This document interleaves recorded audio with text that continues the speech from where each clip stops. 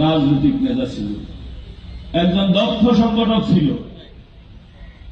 একজন বিশ্বস্ত আমার সহকর্মী ছিল, আমার বিশ্বস্ত একজন সহযোদ্ধা ছিল। আজকে কামাল নেই। তার মতন আর একজন সহযোদ্ধা বিশ্বস্ত কর্মী আমি আল্লাহর দরবারে দোয়া করি, আল্লাহ আপনি আমাকে ঠিক করে দিবেন। আজকে কামালকে নিয়ে অনেকের অনেক কথা, আমার মনের মধ্যে অনেক কথা ঘুরপাক করে। কি করব?